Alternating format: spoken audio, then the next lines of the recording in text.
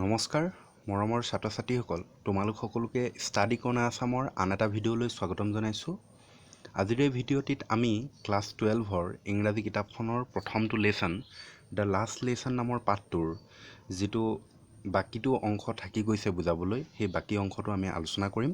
তো যদিহে তুমি এই চেনেলটোলৈ পোনপ্ৰথমবাৰৰ বাবে আহিছা তেন্তে চেনেলটো ছাবস্ক্ৰাইব কৰিবা আৰু কাষতে থকা বেল আইকনটো প্ৰেছ কৰি দিবা যাতে এনেধৰণৰ ভিডিঅ'সমূহৰ নটিফিকেশ্যন সময়মতে পোৱা। তেন্তে আহা আজি আমি যিটো বাকি থাকি গৈছিলে সেই অংশটো আলোচনা কৰোঁ।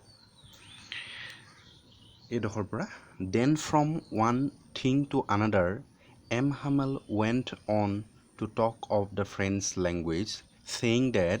it was the most beautiful language in the world, the clearest, the most logical, that we must guard it. ইয়াত কি কৈছে চাবা Then from one thing to another M. Hamel went on to talk of the French language. তাৰপিছত কি হ'ল M হামেলে French লেংগুৱেজৰ বিষয়ে France ভাষাটোৰ বিষয়ে এটাৰ পিছত এটাকৈ কৈ গ'ল। তাৰপিছত তেখেতে ক'লে যে কি বুলি ক'লে যে it was the most beautiful language in the world. এইটো পৃথিৱীৰ ভিতৰত আটাইতকৈ ধুনীয়া ভাষা, দ্য ক্লিয়াৰেষ্ট আটাইতকৈ স্পষ্ট হয়, দ্য মোষ্ট লজিকেল আৰু আটাইতকৈ যুক্তিপূৰ্ণ ভাষা হয়। ডেট উই মাষ্ট যিটো আমি উই মাষ্ট গাৰ্ড ইট এমং আছ এণ্ড নেভাৰ ফৰগেট ইট, যিটোক আমি সদায় গাৰ্ড কৰি ৰাখিব লাগিব, গাৰ্ড দি ৰাখিব লাগিব আৰু লগতে আমি এইটো কেতিয়াও কোনোদিনেই পাহৰি যাব নালাগিব। Because when a people are enslaved as long as they hold fast to their language it is as if they had the key to their prison. কাৰণ যেতিয়া মানুহবোৰ এনশ্লেভড হৈ যায়, পৰাধীন হৈ যায়, গোলামী হৈ যায়, তেতিয়া কি হয় as long as they hold fast to the language it is as if they had the key to the prison. যেতিয়া সিহঁতে নিজৰ ভাষাটো জানিব, ভাষাটো জানিলে কি হয় যেতিয়া প্ৰিজনত থকা হয়, কাৰাগাৰত থাকোঁতে চাবিটো দি দিয়া গতে হয়। তাৰমানে কি হয় ইয়াত এইটো কথা ক'বলৈ বিচাৰিছে তোমাক যদি কোনো এটা বন্ধ কোঠালিৰ ভিতৰত ভৰাই দিয়ে, তলা লক কৰি লৈ পিনি যদি তোমাক তলাটো মাৰি লৈ পিনি যদি তোমাক চাবিটো দি দিয়ে সেইটোনো কি বন্ধ কৰাৰ অৰ্থ আছে? তুমি চাবিটো যেতিয়াই নহ'লেও খুলি ওলাই যাব পাৰিবা, হয় নহয়? ওলাই যাব পৰা তোমাৰ সুবিধা এটা থাকিব। কিন্তু যদিহে কোনোবাই মাৰি থৈ গুচি যায়, মাৰি লৈ পিনি চাবিটো যদি লৈ গুচি যায়, তোমাক যদি নিদিয়ে তুমিতো নিজৰ ইচ্ছামতে ওলাব নোৱাৰিবা। গতিকে যেতিয়া কোনো এজন ব্যক্তিয়ে নিজৰ ভাষাটো জানে তেতিয়া সেই চাবিটো লগত থকাৰ নিচিনা হয় বুলি কৈছে। Then he opened a grammar and read us our lesson. তাৰপিছত তেখেতে এখন গ্ৰামাৰ খুলি লৈছিল আৰু আমাৰ যিটো লেছন আছিল সেই লেছনটো পঢ়িছিল। I was amazed to see how well I understood it. আৰু মই আচৰিত হৈছিলোঁ যে কি ধুনীয়াকৈ মই এই পাঠটো বুজি পাইছিলোঁ। All he said seem so' easy I think to date I had never listen so' carefully and that he had never explained everything with so' much patience. আৰু কৈছে যে কি বুলি I was amaze to see how well I understood it. মই ইমান ভালদৰে বুজি পাইছিলোঁ, মই আচৰিত হৈ গৈছিলোঁ। All he said seem so' easy আৰু তেখেতে যিখিনি বুজাই গৈছিল, যিখিনি কৈ গৈছিল খুব সহজ যেন লাগিছিল। I think to date I had never listen so' carefully. আৰু মই ভাবিছিলোঁ সেই সময়ত যে মই চাগে কেতিয়াও ইমান কেয়াৰফুলি, ইমান সাৱধানে, ইমান গুৰুত্ব দি শুনা নাছিলোঁ। And that he had never explain everything with so' much patience. আৰু তেখেত মানে এম হামেলৰ কথা কৈছে, তেখেতেও কোনোদিনেই চাগে ইমান ধৈৰ্যৰে, ইমান ধৈৰ্যৰে বুজোৱা নাছিলে। It seemed almost as if the poor man wanted to give us all he knew before going away and to put it all into our heads at one stroke. আৰু it seemed almost এইটো দেখিবলৈ এনেকুৱা লাগিছিল যেন the poor man wanted to give us all he knew before going a. তেখেতে ইয়াৰ পৰা গুচি যোৱাৰ আঁতৰি যোৱাৰ আগত যিমানখিনি তেখেতে জানে গোটেইখিনি যেন আমাক দি দিব বিচাৰিছিল। And to put it all into our heads at one stroke. আৰু নিমিষতে কি ক'ব বিচাৰিছিলে তেখেতে যিখিনি জানে, তেখেতৰ যিখিনি জ্ঞান আছে এই গোটেই জ্ঞানখিনি যেন আমাৰ মূৰত হঠাতে নিমিষতে ভৰাই দিব বিচাৰিছিলে। After the grammar we head A lesson in writing. আৰু গ্ৰামাৰ লেছনৰ পিছত যেতিয়া ব্যাকৰণ পঢ়ালে, ব্যাকৰণৰ পিছত আমাৰ এটা লেছন আছিল কিহৰ? লিখাৰ লেছন আছিল, তাৰমানে লিখিবলৈ দিছিল। That day M Hamel had a new copies for us. আৰু সেইদিনাখনি এম হামেলে আমাৰ বাবে নতুন কপিজ বহি লৈ আহিছিলে, বহি পাঠ। Written in a beautiful round hand French Alsace, য'ত এই কাগজৰ যিবোৰ পাঠ আছিলে পেজ আছিলে সেই পেজবিলাকত লিখা আছিলে ফ্ৰেণ্ডছ এলছেক বুলি they look like little flags floating everywhere in the school room hung from the rod at the top of desk আৰু দেখিবলৈ সেইখিনি সৰু সৰু পতাকাগতে লাগিছিল যিখিনি ফ্লটিং হৈ আছিল উৰি আছিল বতাহত সেই কোঠালিটোৰ সৰু শ্ৰেণী কোঠালিটোত আৰু আমাৰ ডেস্কবিলাকৰ ওপৰত সৰু সৰু লাঠিত লাগি লৈ পিনি সেইবিলাকত পতাকাৰ আগতে উৰি আছিল U auto to have seen how every one set to work তুমি দেখিব লাগিছিল যে কেনেকৈ সকলো লোকে নিজৰ কামত মন দি আছিল ব্যস্ত হৈ আছিল and how quiet it was আৰু কিমান নিৰ্জন আছিল সম্পূৰ্ণ শান্ত আছিল ক'তো কোনো হুলস্থুল নাছিলে the only sound was the scratching of the পেইনছ over the paper আৰু কেৱল এটাই মাত শুনিবলৈ পোৱা গৈছিল সেইটোৱে হৈছে বহীত যেতিয়া তুমি কলমে লিখোঁতে এটা চাউণ্ড দিয়া নিশ্চয় বুজি পাইছা তো সেই চাউণ্ডটো শুনিবলৈ পোৱা গৈছিলে once some beetles flew in but nobody paid any attention to them, not even the littlest ones who walked right on tracing their fish hooks as if that was friends too. আৰু কি হৈছিলে এবাৰ Beatles বৰল কেইটামান ভিতৰলৈ শ্ৰেণী কোঠাটোৰ ভিতৰলৈ সোমাই আহি গৈছিলে বাট nobody paid any attention to them কিন্তু কোনেও সেই বৰল কেইটালৈ কাণসাৰ দিয়া নাছিলে কোনেও গুৰুত্ব দিয়া নাছিলে not even the littlest ones আনকি যিবোৰ তাত সেই শ্ৰেণী কোঠাটোৰ ভিতৰত যি সৰু সৰু ল'ৰা ছোৱালী কেইটা বহি আছিলে সিহঁতেও কোনো গুৰুত্ব দিয়া নাছিলে who work right on tracing their fish hooks as if that was friends too সিহঁতে সেই সময়ত সিহঁতৰ বহীত কিছুমান ফিছ হুক বৰশী মাছ ধৰা হুক বৰশী ছবি আঁকি আছিলে আৰু সিহঁতে ইমান গুৰুত্ব দিয়া গৈছিল যেন কিবা ফ্ৰেণ্ডছৰ বিষয়ে কিবা এটা শিকি আছে তাৰমানে সৰু সৰু ল'ৰা ছোৱালী ছবি অঁকাত ব্যস্ত হৈ আছে আৰু সেইদিনাখনি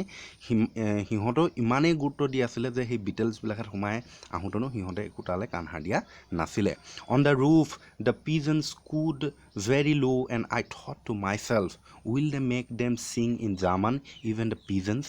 আৰু আমাৰ যি ৰুফ আছিলে চালি আছিলে সেই চালিত পিজনছবোৰে কি কৈ আছিলে সিহঁতে চিঞৰ দি আছিলে গান গাই আছিলে ৰুণ দি আছিলে I thought to myself আৰু সেই সময়ত মই নিজে ভাবিছিলোঁ মই বুলি যে কৈছে ৰাইটাৰজন দেই কি বুলি কৈছে যে মই ভাবিছিলোঁ will they make them sing in German even the pigeons যে সেই সিহঁত মানে জাৰ্মান লোকসকলৰ কথা কৈছে যে জাৰ্মানসকলে আহি লৈ পিনি এই পিজনছবিলাকহঁতকো এই পাৰবোৰকো আহি লৈ পিনি তেওঁলোকৰ জাৰ্মান ভাষাত ৰুণ দিবলৈ শিকাব নেকি তেনেকৈ বুলি ভাবিছিলোঁ when ever I look up from my writing I saw' M Hamel sitting motionless in his chair and gazing first at one thing then at another আৰু যেতিয়া মই মোৰ সেই লিখাৰ পৰা অলপ মূৰ দাঙি চাইছিলোঁ এম হামেলক দেখা পাইছিলোঁ যে তেখেতে চেয়াৰখনত চকীখনত বহি আছে মোশ্যনলেছ অকণো লৰচৰ হোৱা নাই একে থৰে লৈ পিনি গেজিং লাগি চাই আছিলে সেই শ্ৰেণী কোঠাটোৰ সেই যি চৌহদত বস্তু আছে ফাৰ্ষ্ট এট ওৱান থিং এটা বস্তুৰ পিছত ইটো বস্তুলৈ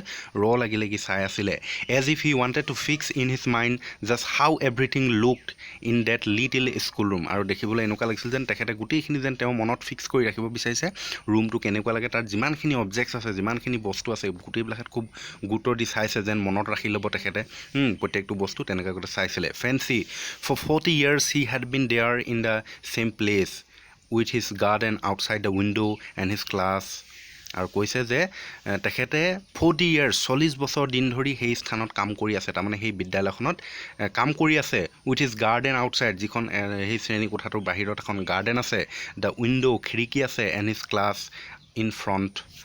অফ হিম আৰু তেখেতৰ সন্মুখত গোটেই শ্ৰেণী কোঠাটো আছে তাৰমানে গোটেই ছাত্ৰ ছাত্ৰীসকল আছে just like that only the desk and benches had been worn smooth কেৱল এটাই পৰিৱৰ্তন হৈছে সেইটো হৈছে তাত থকা যিবিলাক ডেস্ক বেঞ্চ হয় সেইবিলাকত অলপ মসৃণ স্মুথ হৈ গৈছে মিহি গৈছে চোৱা যেতিয়া আমাৰ প্ৰথমে নতুন ডেস্ক বেঞ্চবিলাকত হয় তেতিয়া অলপ খহটা টাইপৰ হয় কিন্তু যেতিয়া ল'ৰা ছোৱালীবিলাকত বহি লৈ পিনি কিতাপ মেলিব পঢ়িব এনেকৈ তোমাৰ বহা উঠা এইবিলাক কৰি থাকোঁতে তাৰ স্মুথ হৈ যায় তো সেইটো কথা ক'বলৈ গৈছে যে সেই ডেস্ক বেঞ্চবিলাক প্ৰথম অৱস্থাত খহটা আছিল অলপ কিন্তু এতিয়া সময় বাগৰি গৈছে আৰু সেইবিলাক স্মুথ মিহি হৈ গৈছে the walnut trees in the garden were taller আৰু যিজোপা বাগিচাত যিবোৰ ৱালনাট গছ আছিলে সেই গছবোৰো তলাৰ ওখ হৈ গৈছিল and the hop vine that he had planted himself টুৱাইন about the windows to the roof আৰু যিজোপা হোপ ভাইন গছ ৰুইছিলে তেখেতে সেই হোপ ভাইন গছজোপা দুটা ডাল হৈ লৈ পিনি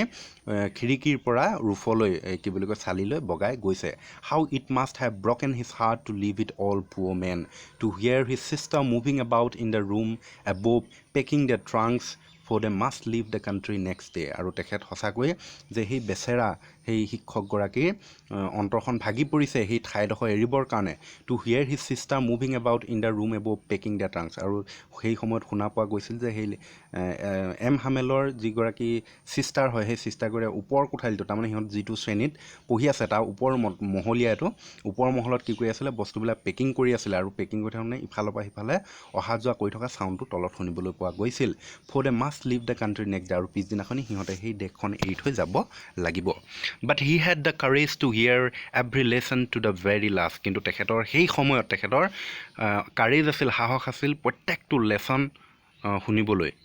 প্ৰথমৰ পৰা শেষলৈকে শুনিবলৈ সাহস আছিল after the writing we head A lesson in history আৰু লিখাৰ পিছত লিখি শেষ হোৱাৰ পিছত আমি বুৰঞ্জীৰ বিষয়ে অধ্যয়ন কৰিব ল'লোঁ বুৰঞ্জীৰ এটা লেচন আছিলে পাঠ পঢ়াইছিলে and then the baby chanted their ba bi bu আৰু তাৰপিছত যিবিলাক সৰু সৰু কেঁচুৱা ল'ৰা ছোৱালী আছিলে সেইবিলাকেতো সিহঁতে শব্দবিলাক ক'ব ধৰিলে সিহঁতে যিহেতু নুফুটে সেইকাৰণে বা বু এনেকুৱা ধৰণে কৈছে down there at the back of the room old Hauser had put on his spectacles and holding his primer in both hands spelled the letters with them আৰু পিছৰ ফালে ৰুমটোৰ পিছৰ ফালে এজন বুঢ়া লোকে তেওঁ যিখন পুৰণি কিতাপ আছিলে সেই পুৰণি কিতাপখন তেওঁ স্পেক্টেকল চশমাযোৰ লগাই লৈ পিনি তেখেতে আখৰবিলাকত স্পেল এটা এটাকৈ জুটিয়াই পঢ়িবলৈ ধৰিছে you could see that he too was crying আৰু দেখিবলৈ পোৱা গৈছিল তুমি দেখিলাহেঁতেন যে তেখেতো আচলতে কান্দিবলৈ ধৰিছিল হিজ ভইচ ট্ৰেম্বল উইথ ইম'শ্যন আৱেগিক হৈ লৈ পিনি তেখেতৰ ভইচটোত অলপ কঁপনি এটা আহি গৈছে and it was so' funny to hear him that we all wanted to laugh and cry আৰু এইটো বৰ অলপ ফানিও আছিলে যিহেতু এজন বুঢ়া মানুহে যেতিয়া পঢ়িবলৈ লয় তেনেকৈ এটা এটা বানান জুটিয়াই লৈ পিনি তেতিয়াতো হাঁহি উঠিব অভিয়াছলি ন তো গতিকে সিহঁতৰ সেই সময়ত যেন হাঁহো লাগিছিল wanted to laugh and cry হাঁহিবও বিচাৰিছিল সেই বুঢ়াজনে পঢ়োঁতে আৰু যে সেই অৱস্থাটোত যে পঢ়ি লৈ পিনি পৰিছে কি অৱস্থাত আহিছে সিহঁতৰ ভাষাটো এৰিব লাগিব তো গতিকে সেইকাৰণে সিহঁতে কান্দো লাগিছিলে আৰু হাঁহো লাগিছিলে এই how well I remember it that last lesson যে হয় মোৰ এই সঁচাকৈ কিমান ধুনীয়াকৈ মোৰ সেই লাষ্ট লেচনটোৰ বিষয়ে মনত আছে all at once the church clock struck 12 আৰু সেই সময়তে সেই মুহূৰ্ততে যিটো গীৰ্জাঘৰৰ যিটো ঘড়ী আছিলে সেই ঘড়ীটো 12 বজাৰ তোমাৰ ষ্ট্ৰাক কৰিছিলে তাৰমানে 12 বাজিছিল আৱাজ দিছিলে আৰু দেন দ্য এঞ্জেলাছ আৰু তাৰপিছত এই গীৰ্জাঘৰত যিটো প্ৰাৰ্থনা গায় সেইটো আৰম্ভ হৈছিল at the same moment the trumpets of the Prussians returning from drill sounded under our windows আৰু তাৰপিছত আমাৰ উইণ্ড'জখনৰ ইটো পাৰৰ পৰা পোৱা গৈছিল যিসকল প্ৰুচিয়ান চ'লজাৰ্ছ আছিলে তেওঁলোকে কুচকাৱাজ কৰি লৈ পিনি ঘূৰি আহিছিলে আৰু ট্ৰাম্পেটবিলাকত বাজি উঠা শুনিবলৈ পোৱা গৈছিলে M Hamel stood up very pale in his chair I never saw' him look so' tall আৰু সেই সময়ত এম হামেলে থিয় হৈছিলে আৰু তেখেতৰ মুখখন পেল হৈ গৈছিলে তাৰমানে কি হ'ল তোমাৰ যেতিয়া মানুহ এজনৰ দুখ হয় দুখনে মুখখন যদি তুমি চোৱা অলপ কালাৰটো চেঞ্জ হৈ যায় তো সেইটো পেল ঠিক আছে তো সেই পেল হৈ গৈছিলে আৰু মই কেতিয়াও তেখেতক ইমান যে ওখ তেওঁ থিয় হৈছিলে মই দেখি পোৱা নাছিলোঁ তেনেকৈ বুলি কৈছে এইটো ফ্ৰেণ্ডজে লিখকজনে মাই ফ্ৰেণ্ডছ